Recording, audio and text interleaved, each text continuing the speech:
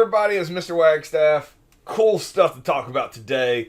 So today we're going to be talking about really how America reacts here at the end of World War I. And you would think after this war that America shows up and wins, there would be a lot of positive vibes in America after World War I. And we actually see very much the opposite. Let's go ahead and get started. So in America's mind after World War I, we had showed up, saved Europe, lost a lot of American lives fighting in this war to save Europe. And then with the Treaty of Versailles, it looks like Europe is just going to be mean to each other again, almost guaranteeing that there's going to be more conflict in the future. Like, America sees the fact that World War II is going to happen in Europe long before Europe sees it because they're too blinded by revenge against Germany to realize the dangers they're putting themselves in by having such, negative hostilities towards each other. Because of that, America really feels like we gained nothing out of this war. It's probably another war is going to happen. We have no preferred trade. It's just a really weird situation. So America kind of doubles down after World War II or after World War I to try to stay out of European affairs. America is going to focus very much on America after World War I because we don't really like the way that Europe is handling this post-war society. So one of the first things that America does to make sure that we can focus on ourselves, and it's called isolationism, which is a vocab word that we'll talk about here in a minute as well. But America is going to put a protective tariff on America. It's up to like 60%. And it's called the Ford and McCumber tariff. And it's really going to be a pivotal turning point in the history of the world. And while it seems kind of boring when I talk about the Ford and McCumber tariff, it is actually really fascinating here what happens. So there's these two dudes, and they're named Fordney and McCumber. All right, let me back out here. That's Fordney and McCumber. So what they decide to do so that America can focus on ourselves and protect American industries is they put a tax on anything that is coming into the United States from the rest of the world, specifically Europe. So what a tariff does, and here's a good little analogy of this. If something is made for $4 in Britain and then they try to sell it in America, if there is a tariff put on it, that tariff could be, in this case, for this diagram here, is a 25% tariff, which would add $1 to it. Since it's $4, 25% of $4 is $1. So it adds an additional $1 to it. So in America, it costs $5. The reason that would benefit America is American-made cloth in this scenario is made for $4. So if they sold it in America, the American-made cloth is still being sold for $4 because it's not being imported. Because of this makes the American supplies and the American production better than, or cheaper, I should say, than international materials that's being brought in. This is the concept of a protective tariff. You're trying to protect your own industry to encourage people to buy your own materials and your own supplies and your own goods rather than buying it from another country. The Ford and McCumber tariff, whereas in this analogy is a 25% tariff, the Ford and McCumber tariff is 60%. That'd be like over a $2 tariff in this situation. It's over 50%. It's a 60% tariff. What it basically does is makes the only thing people in America can't afford to buy is American products. So it helps out American businesses. You know who it hurts? All right. So before I start talking about who it hurts, that is the whole purpose of the Ford and McCumber tariff, was to help Americans. The unintended consequences of it are what are very important in world history as we move forward. And I know this seems economic, but this is what allows Hitler to rise to power. They get your attention? All right. So let me talk about how the Ford and McCumber tariff is eventually going to end up allowing Hitler to rise to power. All right. So here's a map. All right. So what happens is when England and France can no longer sell their goods in America because the tax is so high. Nobody's buying French or English goods in America. What they have to do is they have to jack up a import tax as well, so that American products can't be sold in England and France, basically forcing the people in England and France to buy their goods. England and France are trying to recover from this war. The problem is, unlike America, where Americans just buy American goods, everything in France and England's like on fire. Everything's beat down from the war effort. So there's not enough money in circulation to really help get their economy going. So what they do is they demand the money from the country that owes them money, which is Germany, in the sum of $33 billion in reparations thanks to the Treaty of Versailles. Now, why does England and France need money so much? Because they are in debt. England and France is in debt to America. All right? So the reason they're in debt to America is America had been giving them food and all this stuff during World War I, because we had farmers and people that could mass produce stuff. They owe us money. So what ends up happening, because the Fordney-McCumber tariff basically shuts down trade. All right. So but before I start drawing arrows here, Germany, right, is being told they have to give this money back to England and France. Well, Germany has no money. So they're terrified. So Germany, afraid of what would happen if they don't pay England and France back, desperately need money. So how does Germany get money? Well, Germany's going to borrow the money from the only country on earth that has the ability to loan money at the time, America. So Germany says, hey, America, can we borrow money? And America says, sure, Germany, because America will eventually get this money back with interest. So, because trade is shut down, America is going to loan money to Germany. Germany is then going to turn around and give that money to England and France to help pay off their reparations, even though they're going into deeper debt to America. England and France is going to take that money that they got from Germany to pay back America. This looks like a big old cycle here, and it absolutely is. And you know who benefits from this? America. This is fantastic for America because everybody is reliant on the American economy. Now, in the 1920s, the American economy is fantastic. There's a thing we're going to talk about later on in this unit called the Great Depression, where our economy is going to collapse. And when our economy collapses, since everybody else is reliant on our economy, their economies are going to collapse too. When everybody's economy collapses, these countries in Europe get desperate for leaders that will come out and fix it. And that is a big reason, because of the economy gets so bad in Germany because they were reliant on the American economy, is going to allow Adolf Hitler to rise to power in Germany. So the Fordney-McCumber tariff shuts down trade because nobody can trade with each other. And then it basically forces everybody to be reliant on the American economy because we're the only one that's like not on fire after World War I. So the question here is, explain how the Fordney-McCumber tariff left much of the world dependent on the American economy. So pause me, answer that completely. We're moving on.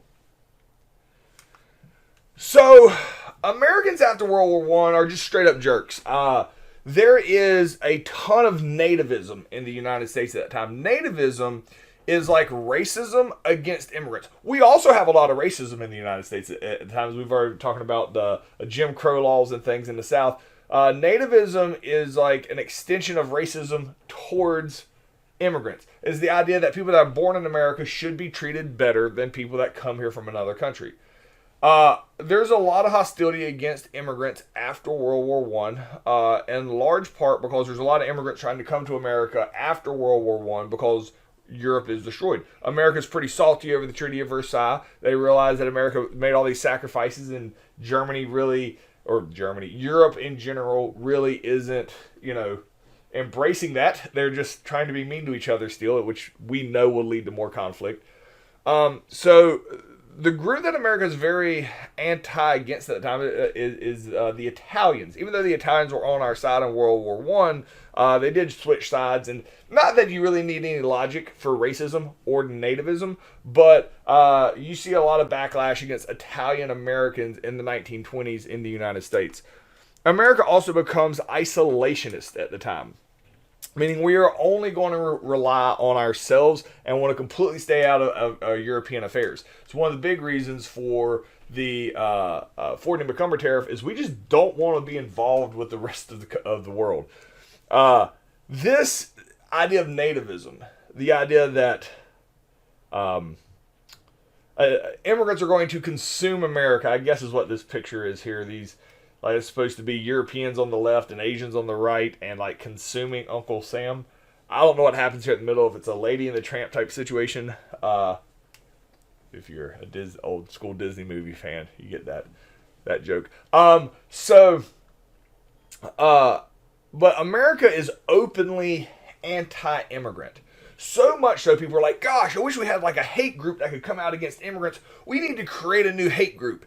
And somebody in the back of the class is like, oh, we don't have to create a new hate group. We actually already have one. It's called the Ku Klux Klan. It came out during Reconstruction. We could just like reuse the KKK to be anti-immigrant. And that's exactly what happens in the 1920s. The KKK basically gets repurposed to be an anti-immigrant organization that does not want more immigrants coming into the United States. It is, the KKK grows so drastic, so large in the 1920s. Let me show you this picture here. This is in Washington, D.C. It grows so large in the 1920s, ends up having 4.5 million members, which is crazy. All right. Now, what ends up happening with the KKK here is it gets to 4.5 million members, and a whole bunch of people join it that are anti-immigrant. Keep in mind, there's only about 100 million people in America at the time. It's like 4 or 5% of the American population joins the Klan to be anti-immigrant. But what ends up happening here is, being the Klan, they turn from being nativist to racist pretty quick. Because the KKK is like, we hate immigrants, we hate immigrants, we hate immigrants, we hate black people. When the KKK in the 1920s changes their focus from immigrants to black people, there's a lot of people that were in the KKK. They're like, dude, no, I joined this because I wanted to be against new people coming into the United States, not attacking American citizens, which are black people. So the vast majority of the people who had joined the KKK to be against immigration, when they realized that the KKK is just going to revert back to racist, violent tactics against American citizens, most of the KKK is going to leave, and the KKK is going to get small again. But the group that is left in the KKK, all right, are the violent, crazy psycho, not that they weren't already pretty racist and all types of negative stuff, but the extremists are the ones that are left. And the KKK after the 1920s is going to very much heavily focus in the South against black people, and it has become a much stronger and formidable and horrific terror group because of the growth in the 1920s against immigration, which allowed basically all the crazy people to join it. And then when all the half crazy people, I don't know how you justify people that join a hate group, but when 90% of the people leave, the people that are left are the extremist group, and that's how the KKK really gets a strong foothold in the United States at the time. The next thing the United States does to be anti-immigrant is they created a quota system. This is the first time America is going to actively start limiting the amount of immigrants that can come in. Now, the way that America is going to do this is, by today's standards, we would absolutely say this is racially motivated, and it was at the time as well. But being called a racist still at this point in history isn't necessarily something people would deny anyway. So while we say it was a racist thing and we use it as it's a negative term, at the time they probably would have just accepted that, like, sure, of course it is. We only want certain races coming into the United States. Basically, what they're going to do is they're going to do a quota system. Like 3% of the people that are already in the United States from a certain country is how many can come in. So if you have 1 million people in the United States from England already, each year 3% of that number can come in. 3% of 1 million is 30,000, right? So you got 30,000 more people from England coming in. If you were from, I don't know, Vietnam, and you only had 100 people in the United States from Vietnam, the quota system says only 3% of that amount can come in. If there's already 100 people here, that means there's 3 people that can come in. By creating this quota system, which apparently applies to all countries, you're basically allowing the existing races and cultures that already are here to be pretty much the only ones that join the United States. So the quota system was also designed to basically keep out any new types of immigrants, really non-white immigrants, from coming to the United States after World War I. So the question here is, explain at least 2 ways in which Americans negatively reacted to immigration and immigrants after World War I. So pause me, answer that completely, and we're moving on. All right, the Washington Naval Conference. If World War II doesn't happen and Japan doesn't attack us at Pearl Harbor and then end up having the largest navy the world's ever seen, we might not talk about the Washington Naval Conference here. But that does happen, so we need to talk about the Washington Naval Conference to give you some understanding of when we talk about World War II, all of a sudden Japan shows up, and you're like, what? We've never talked about Japan? This is why we need to talk about the Washington Naval Conference, to kind of put this in the back of your mind on the situation that's happening with Japan. So Japan has wanted nothing more than be friends with America, and we have treated them awful because we're racist. If Japan was white, America and Japan would have a very different relationship. There's really no other reason why America is resistant to being friends with Japan other than the fact that they are Asian. It's just how it's going to be. So what happens is after World War I, all of a sudden we start realizing that militarism is starting to happen with the elite naval countries on Earth. The countries with the biggest navies are the most powerful military countries on Earth.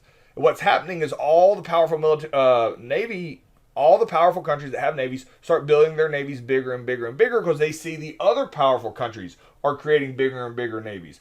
This is militarism. This is guaranteed to lead to a war, so America calls a meeting called the Washington Naval Conference. And it's the big 4, all right, because England, France, United States, England, France, and Italy, plus Japan. This is a shout out to Japan. Like, come on, Japan. And so Japan's has been treated bad. Weren't even allowed to speak at the Treaty of Versailles. But so Japan shows up. Hopefully now they're being allowed to sit at the cool kids table, and they're able to talk this out to prevent militarism from happening. So everybody agrees that, hey, the problem here is that if everybody creates huge ships, huge navies filled with tons of ships, we're eventually going to use it and it's going to lead to war. We don't want that. So what everybody agrees to prevent this from happening, so you're not always trying to like one up your neighbor kind of thing, is there needs to be a ratio. And the ratio is going to be 5, 5, 3, 2, 2. Meaning each country gets assigned a certain number in this ratio. You have to remain, if you agree to this and you sign the Washington Naval Conference, you have to remain in this ratio.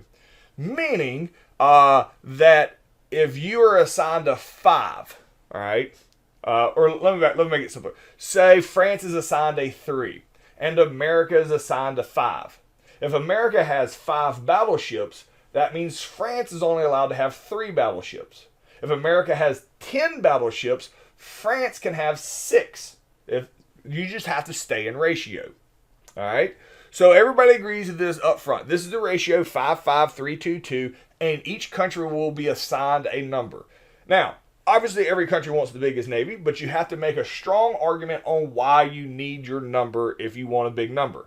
So, not surprisingly to anybody taking this course, who gets the first 5? That's America. Now, why does America get a 5, meaning the largest navy here? Well, we can't just say, because we're America. We have to use logic and explain it here so the rest of the country, the rest of the world agrees. our argument is, hey, we're America. We have two coastlines. Because we have two coastlines, we desperately need to have two navies because we have all this coastline that we have to defend. That's acceptable to everybody else. We have more coastline. We need a bigger navy. We're allowed a 5. All right. So who gets the other 5? Well, the other 5 is going to go to England. And that makes sense. England, they're an island. They're completely surrounded by water. England's like, we don't even need an army. We just need a navy. So England is also allowed a 5 because they are an island. Well, so then it goes to the next one. A 3. Who gets the 3? That is actually going to be France. France is going to get a 3. And the reason France gets a 3 is because France is right next to England. And they're like, we got to at least have a big enough navy to defend ourselves from England if they decided to attack. We're not trying to take over England or anything like that. But we need a larger navy than a 2 because we need to be able to defend England. So France gets a 3. The next country, the country gets a 2, is Italy. And Italy at first is like, oh, but look at me, I'm a boot. I'm surrounded by water, I should have a bigger navy. And everybody else is like, no, Italy. This is for defensive purposes only. If you want to defend yourself from France or England or America or any other country, because we're the largest navies, all you have to do is block the Mediterranean Sea. And you can put one ship there and keep anything from coming into the Mediterranean Sea, and therefore, defending Italy as a whole. And Italy's like, good point. So Italy gets a 2. So this leaves one more spot. It's Japan. Now Japan is an island, and Japan is pretty grumpy about the fact that they are given a 2 here, because they're an island surrounded by people who don't like them. They absolutely should have more than a 2. The only reason that America really gives them a 2 is because they are because they're Asian. I mean, it's completely racially motivated. So Japan does actually sign and agree to this. All right. So Japan signs it. They're kind of grumpy about it, but they're like, fine, whatever. At least I'm in the cool kid club. Once everybody signs on to the Washington Naval Conference, America does something kind of shady. Oh, there's also an agreement here. You can't make new battleships for 10 years. So fine, what we got is what we got. And Japan, they've just made a navy. They're just right up to that ratio. And they're like, fine, we just won't make any more. Kind of not happy about it, but okay. Well, then America, we take 60% of our navy out in the middle of the ocean and sink our own navy. That lowers our amount of ships. Everybody else having to stay in ratio is like, oh, America. Fine. England takes 60% of their ships out in the ocean and sinks it. Obviously, there's nobody on it. They just get rid of their navy.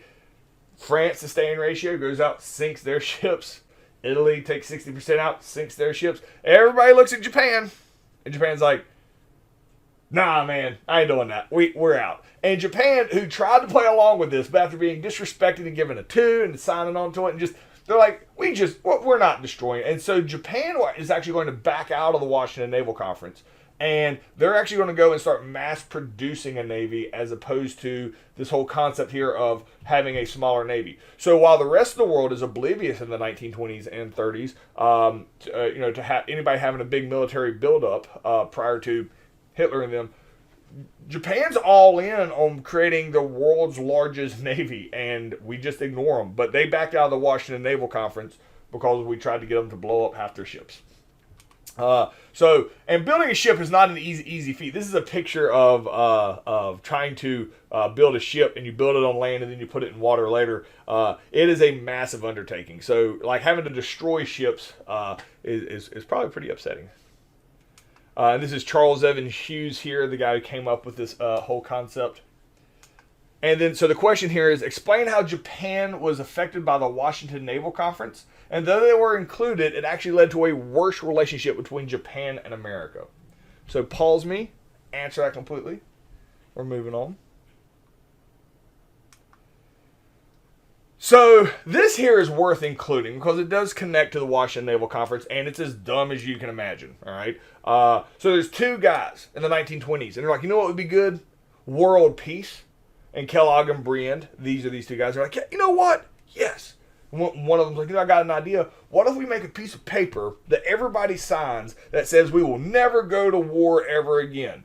And they're like, that's a fantastic idea. So they literally create a piece of paper called the Kellogg-Briand Pact, in which they try to get all the countries around the world to sign it, which says they renounce war as a policy, that they will never go to war again. How many countries do you think signed that? If you're like nobody, you would be wrong. Pretty much every single country on earth signs the Kellogg-Briand Pact saying they will never go to war again. The reason they do that is because who would say, not planning on attacking that country tomorrow? So they all sign it. Now, the Kellogg-Briand Pact, people really thought we had world peace in the 1920s because of this, and they all high-five each other. Obviously, it doesn't stop anything because there's no consequence if you break it. There's no like teeth to this. It's just like Scout's honor. I won't attack anybody ever again. So it's a worthless attempt at world peace. But the reason this is really important, and this is what the question here is, it's really important because America, with the Washington Naval Conference and the Kellogg-Briand Pact, in a time of peace, actively tries to create treaties that continue peace.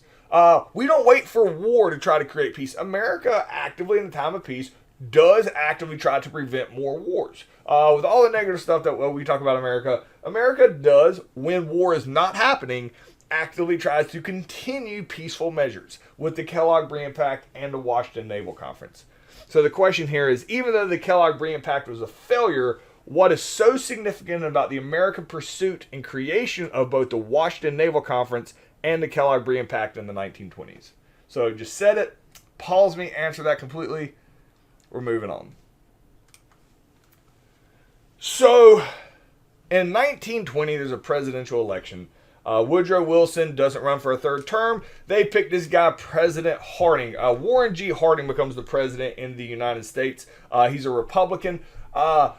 President Harding, and then the guy that's going to replace him, a guy named Calvin Coolidge, are very forgettable presidents. So, this is Warren G. Harding. So he comes in. He's a very likable guy. And everything in America is going fantastic. So, cool. Just don't mess it up. The problem is Warren G. Harding admits that his biggest issue is he is too trusting. So he actually, for his cabinet position, puts in a lot of his gambling buddies called the Ohio Gang. These are old like poker buddies from Ohio. And all the people he surrounds himself with are super shady. There's this one dude named Albert B. Fall. He is responsible for the largest scandal in American executive branch history at the point, called the Teapot Dome Scandal, in which this dude basically starts selling oil, like American-controlled oil, to private companies and keeping the money himself. That would be like if you work in the government and selling somebody an Apache helicopter and keeping the money yourself. Like, you don't own that. The government owns that. And you can't keep... Like, there's so many things wrong with this. Albert B. Fall actually goes to prison for this. And because this was somebody who was on the cabinet of Harding, it makes Harding look really bad. Now, Harding fully admits that nobody believes Harding actually knew about this, but Harding did appoint this guy, which makes it look bad on Harding. So Harding would be thought of as a really bad president, except for the fact that he dies 3 years into his term in office. He has a stroke and he dies of natural causes. When you're the president and you die while in office, your approval rating actually goes up. So Harding was neutral. Then it went way down with the Teapot Dome scandal, and then Albert B. Fall goes to jail. Then when he dies, he actually makes it more popular, and he's back up to opinion in history. So, and then in 1923, when he dies, his vice president takes over, a guy named Calvin Coolidge. He fires the whole Ohio gang, puts in a new cabinet. In 1924, Calvin Coolidge here runs for election himself. he's going to win in 1924 on the motto of keep cool with Coolidge. And then he serves till 1928, and then he just doesn't want to be the president anymore. Why? Because, as we'll start talking about tomorrow, the 1920s is called the Roaring Twenties. Everything is awesome economically. There's nothing for Harding or Coolidge to have done. They're like, hey, do I need to fix anything? And they're like, nope, everything is fantastic. And they're like, all right, I guess I'll go play golf. So Harding and Coolidge don't do anything while they're in office because they don't have to. Everything is running smooth, and it's actually like for Coolidge doesn't run in 1928. It's too boring of a job. Nothing's happening. So Harding and Coolidge are very forgotten presidents in history. Not that either one of them were bad presidents. They're actually forgotten because everything was so good economically while they were around that there's not really any stories to tell about them. So the question here is, explain why Harding and Coolidge are commonly forgotten in American history and why that isn't necessarily connected with them being bad presidents. So pause me, answer that completely. See you guys tomorrow.